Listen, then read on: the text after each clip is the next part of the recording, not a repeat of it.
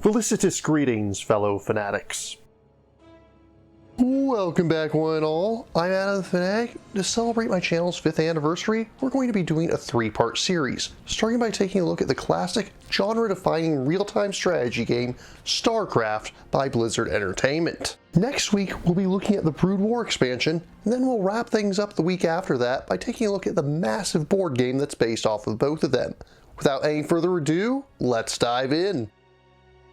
Of course, StarCraft was not the first RTS. That honor goes to Westwood Studios' Doom 2, and after that, Westwood went on to create the Command & Conquer series, which is still one of the biggest names in the genre. But all the same, it cannot be understated just how much StarCraft has impacted the genre, as even its progenitor went on to take many key elements from StarCraft, as more recent entries in the Command & Conquer series have been influenced by the latter game. Just what did StarCraft do that caused this pillar of the genre to bow down to it? It certainly didn't start out promising. Early videos and screenshots debuting at E3 in 1996 showed the game running in Warcraft 2's engine, and many early critics of the game decried it as being little more than a reskin of the earlier title. But rather than rush to release the game in its lackluster state, Blizzard spent the next 2 years rebuilding, fixing, refining, and polishing the game that would later jokingly be called South Korea's national sport, and the end result is nearly unrecognizable from the earlier alpha.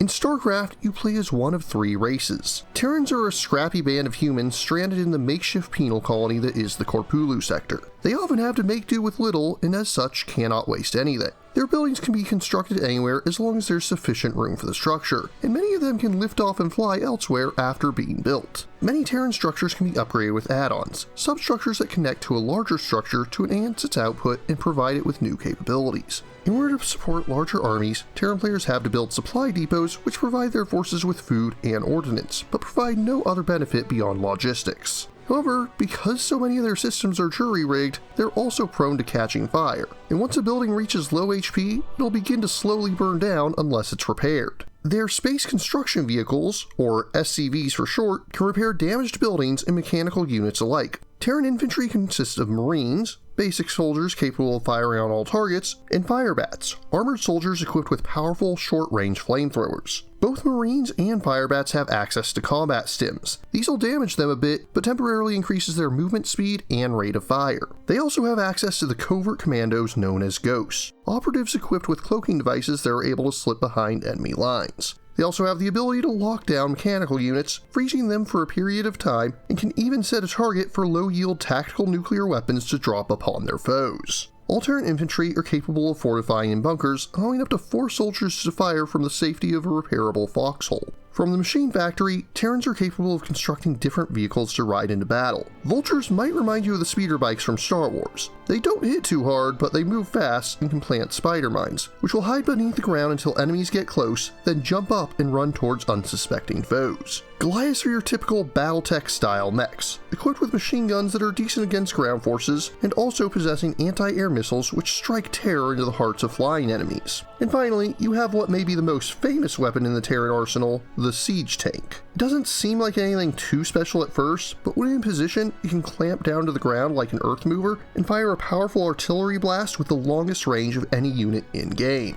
And then you have the Terran Air Forces. The Wraith possesses a modest air-to-surface laser attack and also has formidable air-to-air missiles. But the reason for the name is the fact that it also possesses a cloaking generator, great for slipping behind enemy lines and hitting vulnerable targets. The dropship possesses no armaments of its own, but can carry land units. It has 8 capacity, with small units like infantry taking 1, while large units like the Goliath and the Siege Tank will require 4 capacity slots each. A science vessel is the most complex piece from the Terran arsenal. Firstly, it acts as a detector, which means it can see any units that are cloaked or burrowed underneath the ground. And it can be upgraded with 3 different abilities. The defensive matrix allows you to create a temporary force field that effectively gives a unit 250 extra HP, which is more than the vast majority of units have in the first place. Irradiate allows you to make a single unit radioactive, which will cause all biological units near it, including itself, to rapidly take damage. And the EMP Shockwave allows it to launch a missile that does no damage, but drains all specialist units of their energy and depletes any Protoss shields in its area of effect.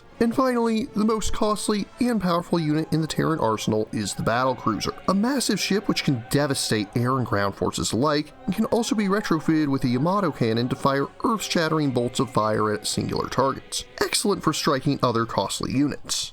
Onto the nightmarish invaders, known as the Zerg. As a brief aside, early prototypes of the game actually spell the name with a U until a certain film company trademarked the name. The Zerg are an alien race inspired by the likes of xenomorphs, tyrannids, and the bugs from Starship Troopers. Most of them are feral beasts with terrible claws and ravenous fangs that seek nothing more than to devour the enemies of the swarm. All Zerg units and structures are organic and will slowly heal their wounds over time. Only one type of structure produces all the Zerg units, the hatchery, which is also the only Zerg building that can be built on bare ground. When a hatchery is built, it spreads the membrane across the ground known as creep. Other Zerg buildings, besides the extractor which can be used to harvest gas, must be built on pre-existing creep. To this point and purpose, they can build creep colonies, which will spread creep and can be evolved into either sunken colonies or spore colonies to aid in base defense. However, there is a catch with Zerg structures. They aren't merely built. Rather, a Zerg drone must instead morph into a new structure,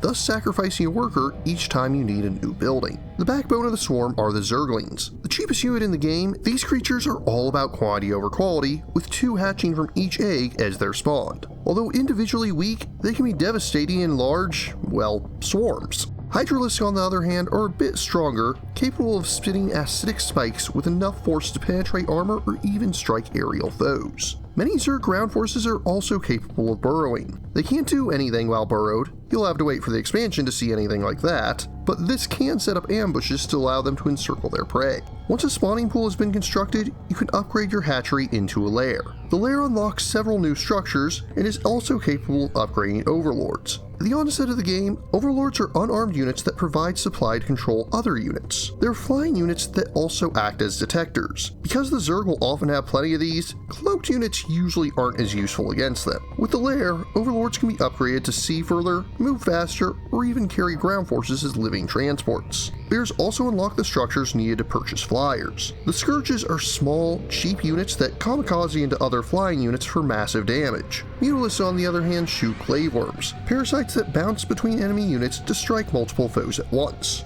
Queens are flyers with no direct attack, but have a handful of abilities they can use. Parasite allows it to turn a single target into a spy. Anything it sees, you'll see. And Snare sprays a viscous fluid on all units in the area, which slows their movement and attack speed. It also has the added bonus of revealing all cloaked units hit by it. Queens can also target biological or piloted ground units with the Spawn Broodling ability, which instantly kills its target and spawns 2 weak broodlings from their corpse. This is great for instantly taking out siege tanks or ultralisks, but the entirely robotic Reavers are immune. And finally, if playing against a Terran foe, Queens can infest heavily damaged command centers, allowing them to create infested Terrans, hybrid abominations that will suicidally detonate to deal heavy damage to ground targets. Once a Queen's Nest has been constructed, a lair can be upgraded to a hive, allowing the most powerful Zerg units to be bred. At this point, you'll be able to upgrade Mutalisks to Guardians. Although they sacrifice their ability to attack other air units, this gives them a devastating long-range anti-ground attack. Defilers are as vile as their name implies, capable of creating powerful plagues that rapidly eat away at the health of anything caught within their area of effect. A plague can never deal a finishing blow to a unit or building and will not damage Protoss shields, but it can bring them to critical health levels. Defilers can also create a dark swarm. This thick cloud of insects obscures visibility, making it impossible to target anything underneath it with ranged attacks, perfect for allowing the Zerg's melee units to get closer to enemy ranged units. And finally, the most powerful unit in the Zerg swarms is the hulking behemoth known as the Ultralisk. Imagine an elephant with blades for tusks charging at you, and you'll get a pretty good idea of what these things are capable of. And the final playable race in StarCraft are the enigmatic and ancient Protoss. These psychic warriors do not truly build anything on the front lines, but rather warp in warriors and even entire structures onto the battlefield. This means that their probes don't have to worry about sticking around once they begin the warp sequence for a structure. However, all Protoss structures other than their central nexus and their gas harvesting assimilator require a pylon nearby in order to power them. If a pylon is destroyed and no other pylons are in range of the buildings it was powering, those structures will shut down and be useless until the pylon is replaced. Pylons also act as logistics structure for the Protoss, allowing them to field larger forces. All Protoss units and structures are equipped with psionic shields, which must be broken before they can take damage. Their shields recharge over time, and they can construct shield batteries to accelerate this process. Whereas Zerg units are cheap and plentiful, the Protoss instead follow the USMC's ideal of the few, the proud. Even their basic infantry unit, the Zealots, is more costly than the other race's basic units, but can take much more of a beating and deal greater damage with their psionic blades. Dragoons serve as the basic range units, and I like to call these things battle wheelchairs, because the story behind them is that when a Zealot is wounded to the point that they can no longer fight, they climb into one of these spider-like tanks and crawl right back onto the battlefield. The last infantry unit available to Protoss are the High Templar. Although they have no basic attack, they can create powerful storms of psionic energy that deal heavy damage to all units unfortunate enough to be underneath them. They're also capable of creating hallucinations of friendly units, allowing these facsimiles to divert enemy attacks from your real forces. And when you have two High Templar, they can merge to form an Archon, a mythic being of pure mental energy that can rend enemies apart with powerful psionic blasts. The Protoss are also capable of creating robotic units, some of which are more suited for support roles than actual combat. The shuttle is a transport unit and can ferry ground units in the same manner as dropships and upgraded overlords. Observers are effectively spy drones. They're permanently cloaked and can detect other cloaked units, but are fragile and have no way of fighting. Meanwhile, the armadillo-like Reavers are artillery of sorts that construct powerful bombs known as Scarabs, which rapidly move towards their targets and detonate for heavy damage. And finally, we move on to the Protoss Air Forces, starting with the Scout, which is armed with weapons for attacks against both ground and air units. But it's often considered the worst unit in the entire game, and your funds are better spent elsewhere, such as the Arbiter. Although only armed with a weak attack, the Arbiter creates a powerful cloaking field, rendering all friendly nearby units except other Arbiters invisible. It can also create a stasis field which temporarily freezes anything caught within it. When in a stasis field, a unit cannot be affected in any way, positive or negative. Finally, Arbiters are also capable of using the recall ability to warp friendly units to their location from anywhere on the battlefield. This can either be used to rapidly call in backup to aid them, or allow for an instant retreat. And finally, the costliest unit in the entire game is the Massive Carrier, which can construct interceptors to strike at land and air targets from afar.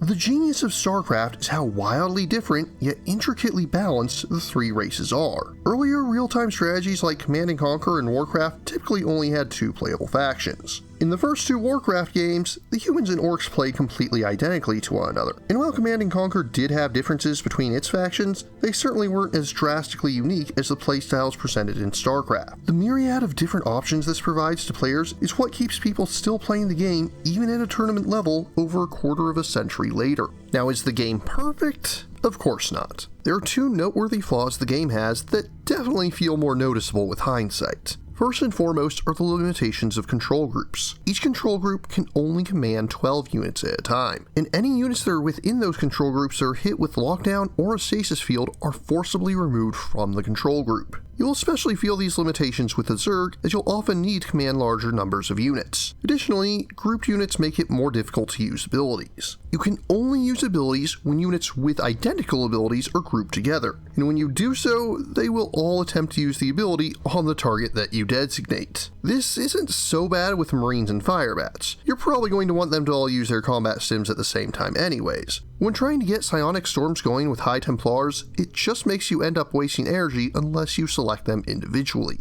Additionally, you're very limited in setting buildings to control groups. While you can do so, a control group dedicated to a building can only save a single building. There is no way to select multiple structures at once, even of the same type, which can make queuing up construction of new units rather bothersome. The other thing that isn't usually as bad is that the unit pathing isn't that great. It's definitely an improvement over its predecessors, but when you see large units trying to go up and down ramps, it's quite easy to get frustrated, especially with the Dragoons. This means that units don't always move together efficiently, and often won't attack immediately once they're in range of an enemy target. On to presentation, I am playing the remastered version, which doesn't change anything underneath the hood, but gives all the game's sprites a modern facelift, which looks great in HD. That being said, the original graphics actually hold up pretty well to this day, with well-detailed sprites that were the standard for 2D games of the era. I'm really glad that they didn't decide to make the game in a 3D engine, as the early polygons would not have held up nearly as well. We'll get to the story in a moment, but parts of it are told through pre-rendered cutscenes, many of which have not aged as gracefully. Part of this is because a large number of these are in fact remnants of the game's alpha state, and don't truly fit in with the game's narrative. There are some exceptions, and the game's expansion does a much better job with them. We'll get to that in more detail next week. The game is also fully voice acted and done so wonderfully, something that was still far from the norm in the late 90s, though not entirely unheard of. You know, of course, that our organization operates outside the bounds of Confederate law. That's why they spread their lies and misinformation. If you decide to accept our help, you'll be branded as an outlaw too. But it's a chance to save those people. And to add to the impressive voice acting was an equally impressive story. Like many PC games of the time, StarCraft came with a fairly beefy manual, clocking in at 96 pages. However, only 24 of those were strictly dedicated to gameplay. The other 3/4 included a mixture of lore, pictures, and backstory to set the scene. I'm going to try and keep this as brief as possible before heading into the actual campaigns, but you do actually need to know a fair bit of this before going in. Many ages ago, an ancient alien race from beyond the galaxy, known as the Xel'Naga, became fascinated with genetic manipulation, using it to create new life forms and see them on countless different worlds. Favored among these were the Protoss, their name meaning firstborn, whom the Xel'Naga described as having a purity of form. For a time, they observed their creation from afar, and when at last they revealed themselves, the Protoss tribes first hailed them as gods. But after a scant few generations, began to grow distrustful, both of the Xel'Naga and of one another. This led to a millennia-long struggle, and caused the Xel'Naga to abandon them, and resulted in their tribes savagely warring against one another. Eventually, the Aeon of Strife came to an end as a Protoss who was only remembered as Kos, meaning he who brings order, rediscovered Xel'Naga artifacts known as Kadaran crystals. These crystals allowed the Protoss to re-establish the psionic link which once bound them together, and also served as the basis of most Protoss technology. The primary Protoss religion, known as the Khala, meaning Path of Ascension, formed with this concept of unity as its central tenet. However, not all Protoss agreed with this idea, fearing that the Khala would mean surrendering their free will and effectively becoming a hive mind. To this point and purpose, they would ritualistically sever the hair-like tendrils which allowed them to commune with the Khala. These renegades were eventually discovered by a Templar warrior named Adun, who tried to make peace with these tribes. But the enclave of Judicators that ruled over the Khalai Protoss feared that the mere existence of these tribes would threaten their new way of life, so they ordered Adun to slaughter them in secret. However, he did no such thing, instead teaching those who had been branded as heretics to use their own psionic powers, which allowed them to hide entirely from sight. When the Enclave discovered what Adun had done, they were at an impasse. If they executed Adun, they would have to publicly admit the existence of the renegade tribes. So instead, they quietly banished them from their homeworld of Ire. These renegades would be spoken of only among the arrogant whispers of the Judicator caste, known to them as the Dark Templar. After deciding that the Protoss were a failed creation, the Xel'Naga eventually found themselves upon the harsh world of Xeris. It was there that they fostered another alien race, which would come to be named after that world, the Zerg. Where the Protoss had what they deemed to be a purity of form, they designed the Zerg with what they deemed to be a purity of essence, an entire race that would act in unison with one another rather than as disparate individuals. To this point and purpose, they created the Overmind, a massive creature which effectively acted as the singular will of the Zerg swarm. The first Zerg strains were small, parasitic creatures, but they learned to latch onto other life forms and control them, not unlike cordyceps with ants. And with each new alien beast they incorporated into the swarm, they became a greater threat, until the whole of Xeris was under the Overmind's sway. But the Overmind was not satisfied with one world. Its drive to bring all under its command eventually led it to turn on its creators, assimilating the knowledge of the Xel'Naga, including that of their ultimate prize, the Protoss. With that, the Zerg swarm began a long exodus to what humans would eventually dub the Korpulu sector. But the Overmind was ill at ease. From what it had learned from the Xel'Naga, the Protoss were powerful warriors, perhaps more than a match for even the endless hordes of the Zerg. But as the Zerg approached the region, they came across a new species, one they thought might have the key to letting them bridge the gap to their true goal: humanity, whom centuries of genetic experimentation had gifted with the first traces of psionic powers of their own.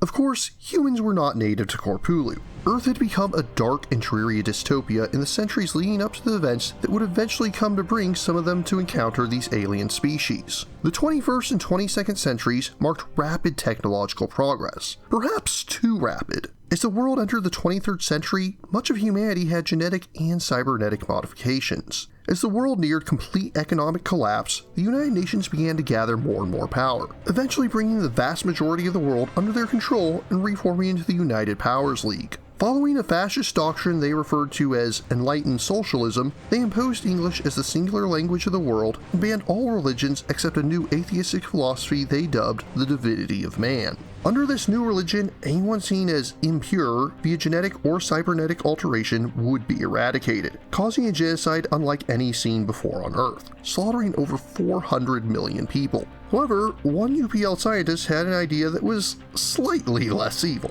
Instead of eradicating their prisoners, a small portion of them would be loaded onto transport ships in cryogenic sleep and forced to make penal colonies beyond the solar system. However, as these ships left Earth, their navigation systems were damaged. They continued to travel blindly through warp space until crash landing on 3 planets, which they would come to call Tarsonis, Umoja, and Moria. These worlds went on to become the capitals of the major human factions in the Korpulu sector. Tarsonis became the capital world of the Confederacy of Man, a collection of worlds that eventually tried to pressure the Kelmorian Combine and the Umojan Protectorate to join them, resulting in a battle known as the Guild Wars. Although they were never able to take their homeworlds, the Confederacy did make significant strides in the war, allowing them to become the dominant human power in the sector, with all 3 factions blissfully unaware that the Protoss were watching them from afar. However, the greatest threat to the Confederacy's power came not from their enemies, but from within. Korhal, the second most economically prosperous Confederate world, began to sow the seeds of dissent under the leadership of the Senator Angus Mengsk.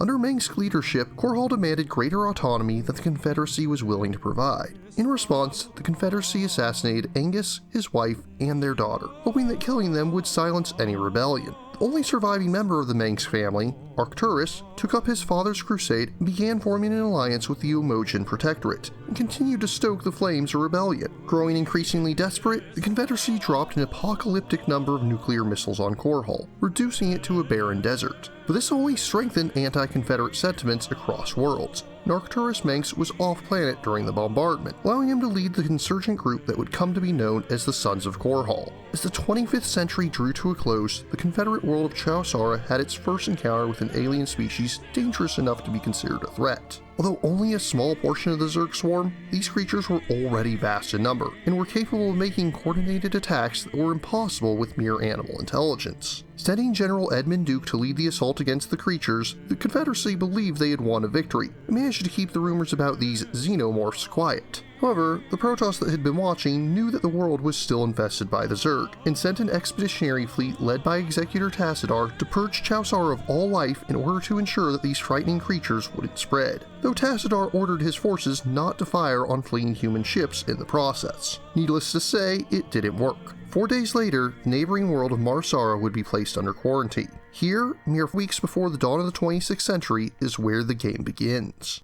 The campaign mode begins with the Terran episode Rebel Yell, which also serves as an expanded tutorial. You'll slowly be introduced to concepts as the campaign progresses, with more and more of the arsenal opening up to you with each passing level, although it should be noted that nothing you do in one scenario affects any of the others.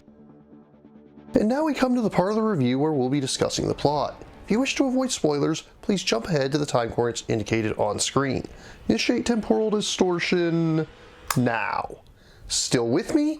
Then don't say I didn't warn you. In Rebel Yell, you'll take on the role of the unnamed colonial magistrate of Marsara. Working alongside local Marshal Jim Raynor, you're forced to evacuate and wait for further orders. In that time frame, a local outpost is under assault. General Duke tells you that it's none of your concern, but Raynor convinces the magistrate to intervene and rescue the outpost. There, Raynor and the local militia encounter the Zerg for the first time, working together to fight off the alien beasts and eventually raising a command center that's been infested. Duke moves to arrest Raynor, the magistrate, and the militia for their actions. Seeing this as an opportunity to win the support of new allies, Mengsk springs the marshal and the magistrate from prison, helping them evacuate as the Zerg continue to grow in number upon the surface. As the Protoss fleet begins to move in on Marsara, Mengsk asks Raynor and his men to use the ensuing chaos to raid a Confederate facility and find what data they can. Raynor agrees. In addition to accessing the Confederate servers, he also finds that they've been hiding the existence of the Zerg as best they can, even if their attempts have obviously failed at this point. Still, most of the data is encrypted and will require work and time to yield any fruits. With that, Mengsk, Raynor, and the Magistrate leave the planet. Shortly thereafter, Tassadar's fleet once again opens fire on the forces below, incinerating the planet's surface, though once again stalling to allow as many human ships as possible to escape. From there, Mengsk leads the heroes to Antigua Prime, where his right-hand man, or woman in this case, is already preparing to help the Antiguans revolt against the Confederates. Sarah Kerrigan is an elite ghost. Like most ghosts, she was forced to perform covert operations for the Confederacy, then had her memories wiped after each mission. Mengsk liberated her, and she's used her skills for the Sons of Korhal ever since. With the Antiguan militia on their side, they make quick work of the Confederate outposts. However, they soon find that both General Duke's Alpha Squadron and the Zerg Swarm have come to Antigua Prime as well. The Zerg Swarm attacks Alpha Squadron and downs Duke's flagship, the NORAD II. As the Sons of Korhal intercept Duke's distress call, Mengsk surprises everyone as he orders them to move in and rescue the General's forces. After they do so, Mengsk convinces Duke that the Confederacy is collapsing, that his only hope of survival is to ally with the Sons of Korhal. Reluctantly, Duke agrees to defect, to which Raynor objects. I can't believe you're really gonna trust this snake. Don't worry, Jim. He's our snake now. Soon thereafter, Kerrigan informs them that they've finished decoding the data that they obtained from the Confederate servers on Marsara, which contain blueprints for a device known as a psi emitter. The Zerg are naturally drawn to humans with psionic abilities, and the emitter creates an imitation of such signals, drawing them from across the stars. Mengsk plans to use this device against its creators, ordering Kerrigan to plant one such emitter at the center of the Confederate base. Despite her objections, Kerrigan does as she's asked. The Zerg Swarm comes down upon the Confederate forces, and once more, Tassadar burns the planet in hopes of quelling the infestation. From there, Mengsk decides to make his big push. With Confederate forces reeling from the recent attacks, and their elite forces now working for Mengsk, he directs them to make an assault on the Confederate capital world of Tarsonis, led by none other than General Duke himself. With ample knowledge of Tarsonis' defenses and commanders, Duke makes short work of their primary orbital platforms, and then proceeds to have Alpha Squadron set up psi emitters on the surface, revealing that it was part of Mengsk's plans from the start. Kerrigan tries to talk him down, but the Protoss fleet soon arrives overhead once more. This time, Mengsk orders Kerrigan to defend the Zerg from the Protoss so that the remaining Confederate leaders can't escape. Kerrigan battles against Tassadar's forces, and, much to her relief, they do eventually pull back and retreat, only for her to soon find the Zerg advancing her position in overwhelming numbers. Although not mentioned in-game, the novels reveal that Kerrigan unknowingly was the same ghost that killed Mengsk's family, and he planned to eventually discard her all along. Damn you, Arcturus. Don't do this. It's done. Helmsman, signal the fleet and take us out of orbit. Now! Commander. Jim? No longer able to stomach Mengsk's atrocities, Raynor and the Magistrate's militia break from the Sons of Korhal. Although sickened by knowing they helped Mengsk rise to power, Raynor and his men do manage one small victory, capturing the flagship Hyperion and using it to escape from Tarsonis. Unfortunately, Mengsk has secured his power, and leverages the threat of the Zerg and the fall of the Confederacy to rally much of the sector to his banner. Meanwhile, despite his orders to destroy the world as those before it, Tassadar defies the Khalai Enclave, refusing to kill so many innocent lives, even at the cost of allowing the Zerg to escape. Thus ends the first episode. In the Zerg campaign, simply called The Overmind, you take on the role of a Cerebrate. Cerebrates are effectively secondary brains for the Overmind, each capable of independent thought, but still bound to the greater whole of the Overmind's will. You first awaken on Tarsonis, shortly after the Protoss fleet breaks from orbit and are tasked with a singular purpose: protect the Chrysalis. Although you don't yet know what lies within, it is the whole of the reason for your existence. Your first task is to guard the Chrysalis as your brood makes its way from Tarsonis and back to the Ashen World Char. where the primary Zerg hive cluster and the Overmind himself is located. Upon arriving on Char, your task for the next couple missions really is that simple. Protect the Chrysalis and destroy any who approach it. First General Duke's Alpha Squadron, and then the newly formed revolutionary group Raynor's Raiders. As the Chrysalis opens, out steps a familiar figure. Sarah Kerrigan, infested and remade as a monstrous creature with enhanced psionic abilities. Much to Raynor's surprise, she does spare him and then focuses her attention elsewhere. But Duke and Raynor aren't the only ones on Char. Also present is Tassadar, who lures Kerrigan into battle. Unfortunately, at least from the perspective of the Overmind, the battle was a feint to lure Kerrigan and the Cerebrits forces away from the Overmind itself, allowing the Dark Templar prelate Zeratul, whom Tassadar is now allied with, to strike down a Cerebrit named Zaz. Because the Cerebrits are basically a part of the Overmind, he's generally able to reincarnate them almost instantly. But because of the Dark Templar's void energies, he finds himself unable to recreate Zaz. However, Zeratul's gambit has dire consequences, as it allows the Overmind to peer into Zeratul's mind during the attack and ascertain the location of the Protoss homeworld of Ire. From there, a number of Cerebrits and their broods warp towards the lush jungle world, with the Overmind intent on making his abode at the spot where the Xel'Naga first set foot upon Ire, a place sacred to the Protoss from the time they worshipped the Xel'Naga as gods. Unable to hold back the endless swarms, the Protoss struggle as their own home is now the central battlefield against the Zerg, thus ending the second campaign. The third and final chapter of the game is The Fall, where you'll take on the role of the Protoss Executor whom the Enclave chooses to replace Tassadar after he refused to destroy Tarsonis. Although not named in-game, later sources reveal that this Executor is Artanis, who plays a minor role in the expansion and becomes one of the main characters of StarCraft 2. Regardless, the earliest parts of Artanis' command has him reuniting with his friend and fellow warrior, Phoenix. As the Zerg swarms march upon the beleaguered Protoss tribes, Tassadar briefly contacts his homeworld to share what he's learned about the Cerebrits and how destroying them is the key to stopping the Zerg. Although the Judicator Aldaris distrusts Tassadar after his desertion, Artanis and Phoenix decide it's worth trying, striking down the massive brain-like creature. However, as only the Dark Templar's void energies can give pause to the Overmind and its Cerebrits, it revives shortly thereafter. Phoenix and Artanis are separated, and Artanis soon learns that his friend and comrade has fallen in battle. Despite the ongoing battle against the Zerg, the Conclave decides that it's of utmost importance to arrest Tassadar and make him stand trial. At the Conclave's command, Artanis leads his forces to Char, where he finds that Tassadar and his warriors have formed an unlikely alliance with Raynor and his forces. The novel Queen of Blades goes into more detail about how they managed to meet and grow to trust one another. Tassadar begs Artanis not to arrest him, but to help him find Zeratul and his brethren who are still trapped on Char, as they are the only ones truly able to harm the Overmind and his Cerebrits. Artanis agrees, and once they've located Zeratul, he agrees to return to his ancient homeland and see the Overmind dead by his own hands. And Raynor is along for the ride too. Upon returning to Ire, Artanis soon learns that Phoenix has survived, but suffered severe injuries and now resides in a battle wheelchair as a result. However, it's not all good news, as Phoenix informs Artanis that he, too, has now been branded a traitor by the Enclave. Aldaris attacks the Executor's forces until Tassadar offers himself as prisoner, which leads to one of my favorite monologues in video game history. Aldaris, I submit myself to the Conclave's judgment. But know this, given the same choices again, I would surely have made them. I have sacrificed all that our world might live. I have sullied my honor. I have discarded my rank and standing. I have even broken our most ancient traditions. But never think that I would for one moment regret my actions.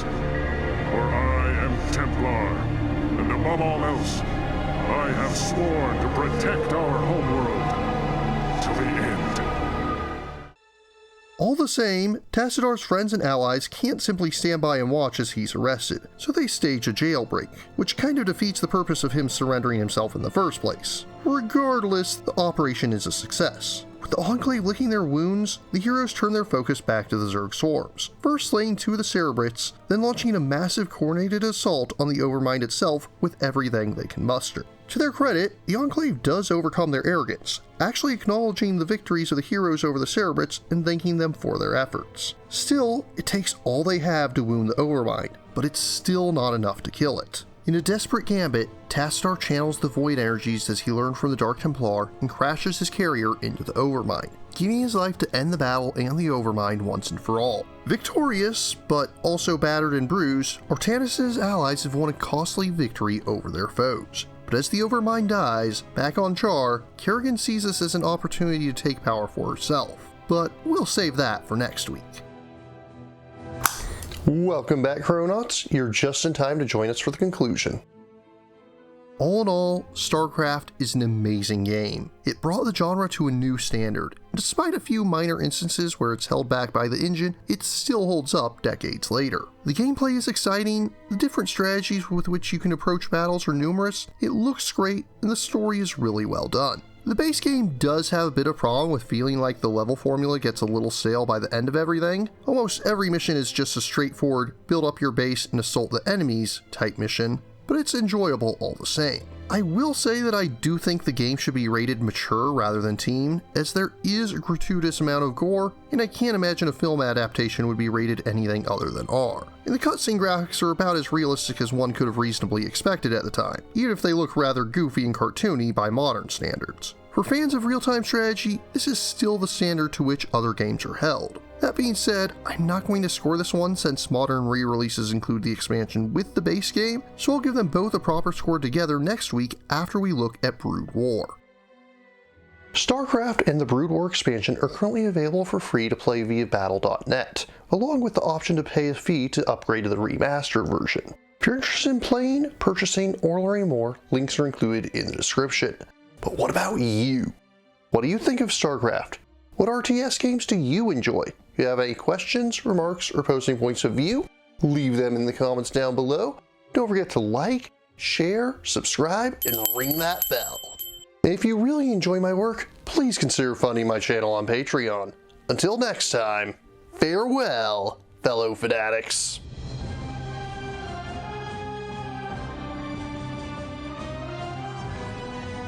Thank you again for watching. I have plenty more to share with you if you're interested. You can click up here above my head to subscribe to my channel. You can click over here on my monitor to see the most recent video that I've worked on. Or if you prefer, you can click up here to open this mysterious vault and see what video that the YouTube algorithm has picked just for you.